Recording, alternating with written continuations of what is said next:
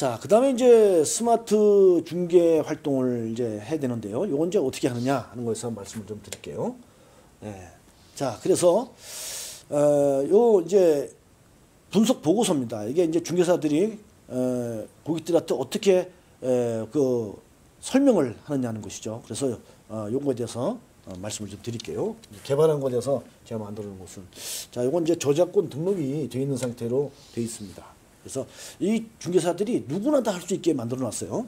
자, 고객들이 이렇게 어느 지역에서 어느 평형으로 어느 가격대로 이렇게 한번 매입을 했으면 좋겠다. 이렇게 중개사한테 의뢰를 했을 때 중개사는 이제 한 적절한 한 3가지 정도 이렇게 물건을 골라서 그게 이제 단지가 몇 세대로 되어 있고 그다음에 이제 언제부터 입주가 되었고 몇 층짜리고 가격이 얼마고 그다음에 실제 거래된 가격이 얼마까지 돼 있고 어느 상태인지 이런 거에 대해서 이제 일반적으로 이렇게 설명을 하는데 그동안 이제 이게 그냥 구두로 설명했던 것을 이렇게 작성해 가지고 정리를 해서 이렇게 말씀을 드리면 훨씬 더 눈에 확 들어오겠죠.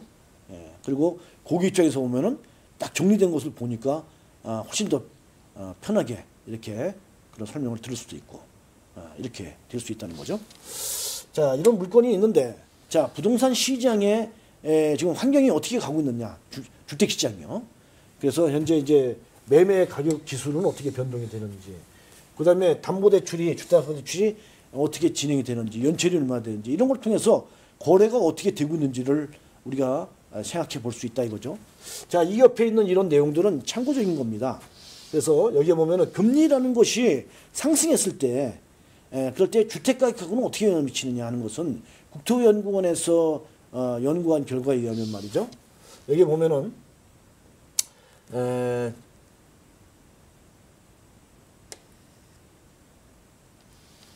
기준금리가 0.5에서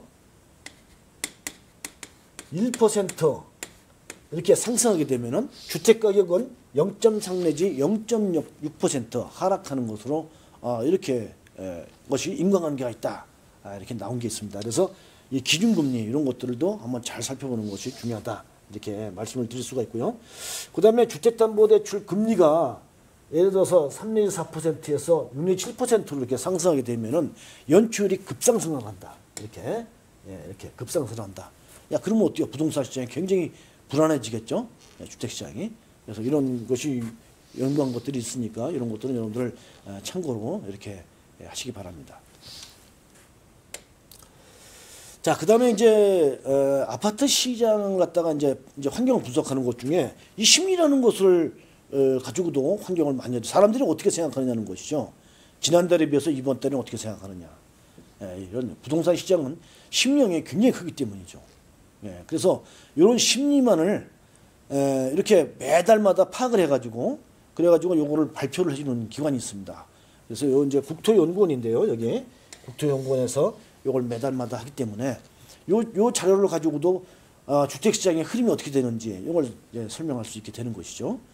그래서 이렇게 지도상에다가 이렇게 표시를 해주니까 우리가 쉽게 알 수 있게 되는 것이죠. 이런 것도 이제 브리핑을 하게 되는 것이고. 자, 그 다음에 이제 뭐냐면은 그러면 내가 중개하는 그 지역이 내가 지금 관심을 갖는 그 지역이 아파트의 가격이 상승하는 지역이냐 감소하는 지역이냐 이런 것도 이제 정확하게 분석해 볼 필요가 있죠. 우리가 말이죠. 체감적으로 느끼는 것은 하고 실제하고는 많은 차이가 있을 수가 있습니다. 그래서 데이터를 기반으로 해가지고 요걸 이제 분석해 볼 수 있다는 것이죠. 그래서 이런 그래프를 그릴 수가 있어요. 이렇게. 그래서 이제 아까 파워포인트를 할 줄 모르고 또 아니면은 어디서 이런 자료를 검색할지 몰라도 이 표본을 개발한 이 표본을 가지고 할 수 있는데 자, 이 부분을 클릭하게 되면요.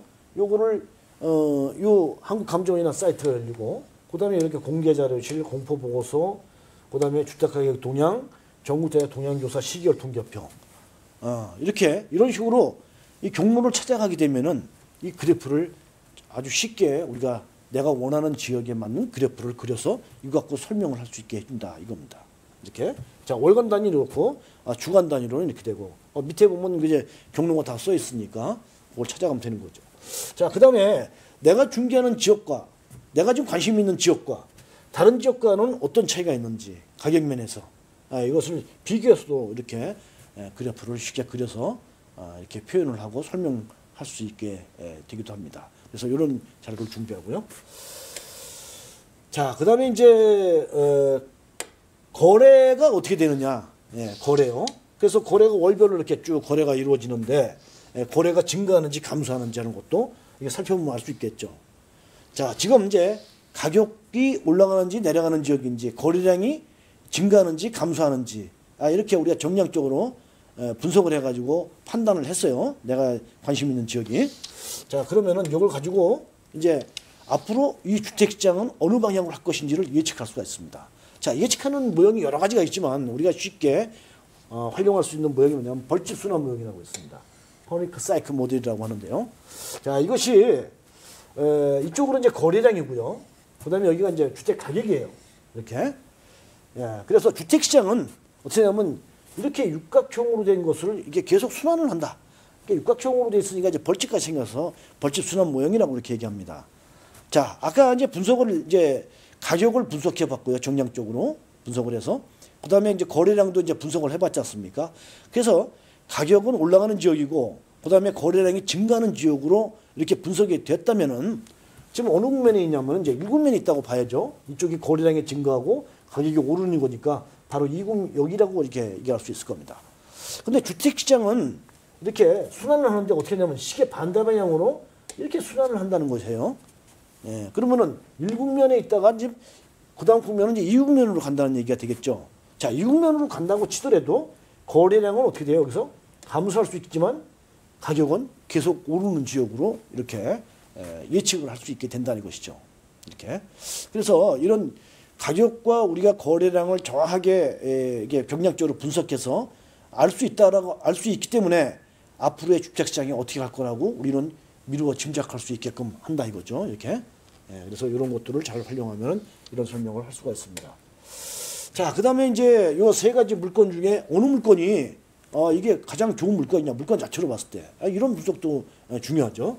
그래서 여기에 단지 규모나 교통환경, 교육 여건, 그 다음에 그 다음에 뭐 용적률, 건폐율 이런 다양한 요소들을 하는데 이 요소들은 말이죠. 이와 같은 연구한 결과를 바탕으로 해가지고 이런 요소를 뽑아서 이런 것들을 하나하나 이렇게 비교를 해보면은 비교를 해서 난 곳에 이렇게 색깔을 달리 표시해 보면은 한눈에 딱 들어오죠. 어느 물건이 좋은 건지. 그래서 이렇게 비교 분석을 해가지고 분석을 할 수도 있고요. 자, 그 다음에 이제 상태를 보게 되죠. 그래서 이 물건의 상태가 어떻게 되는지, 그래서 아파트 단지의 동 배치는 어떻게 돼 있고, 그래서 그 다음에 이 해당되는 동은 어떤 거고, 내부 배치는 어떻고, 내부 상태는 어떤 상태인지, 자, 이런 것들도 이렇게 살펴볼 수가 있게 됩니다. 그 다음에 이제 가격을 갖다가 이제 분석해 봐야 되는데, 요 가격은 이제 아파트 같은 경우는 실거래가하고 시세하고 이렇게 최근에 있는 이런 물건하고 비교해 보면은 우리가 쉽게 파악할 수가 있습니다. 그 다음에 여기에 이제 이런 그래프를 그림으로 인해서 이 흘러가는 패턴인지 지금 가격이 아니면 하락하는 패턴인지 이런 것들도 이렇게 상태를 보고 설명할 수 있게 되게 되는 거죠. 이렇게. 자, 요 주변에 이 세 가지 물건 중에 어느 물건이 장래에 이 아파트의 정의 그 외부 효과를 갖다가 이렇게 기대할 수 있는 것이냐 하는 것들은 이런 개발 계획 같은 것들을 놓고 설명할 수가 있어요. 그래서 이런 것들을 이렇게 하게 되면은 어느 물건이 좋다 이렇게 분석할 수도 있죠.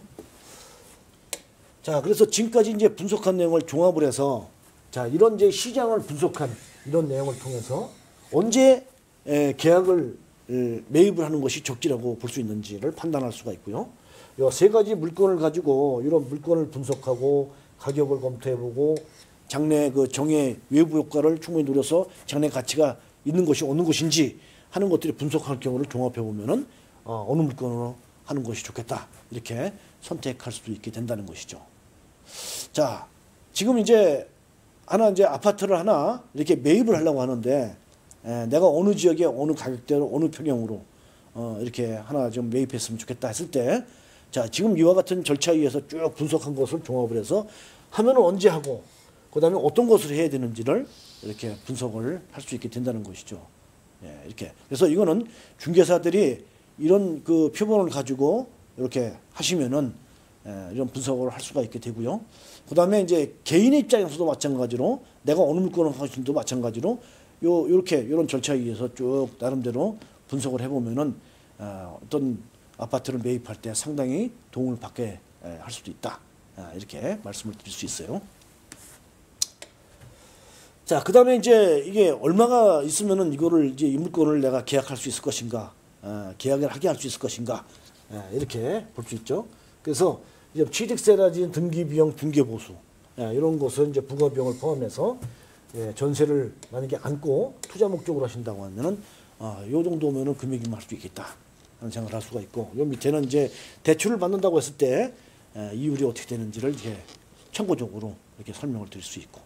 자, 이와 같이 해서 아파트에 대해서 중개사들이 고객들이 원하는 조건에 맞는 물건을 이렇게 분석을 해가지고 브리핑을 할 수 있게 한다는 것이죠.